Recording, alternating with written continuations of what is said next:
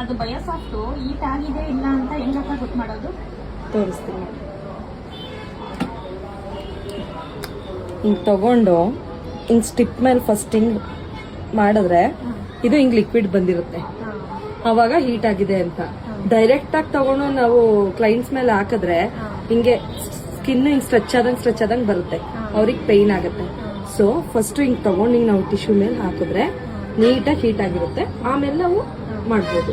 ಇದು before gel, ಇದು already wax ಆಗಿದೆ, ಸ್ವಲ್ಪ ಇದೆ, ಅದನ್ನೇ ತೋರಿಸ್ತೀನಿ. ಫಸ್ಟ್ ಹಿಂಗೆ ನೀಟಾಗಿ ಅಪ್ಲಿಕೇಶನ್ ಮಾಡಿ,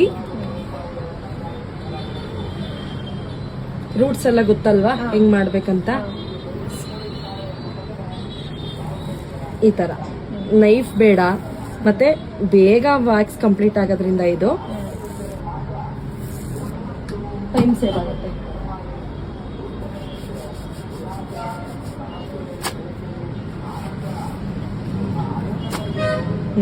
ಸ್ಮಾಲ್ ಹೇರ್ ಕೂಡ ರಿಮೂವ್ ಆಗುತ್ತೆ, ತುಂಬಾನೇ ಚೆನ್ನಾಗಾಗುತ್ತೆ.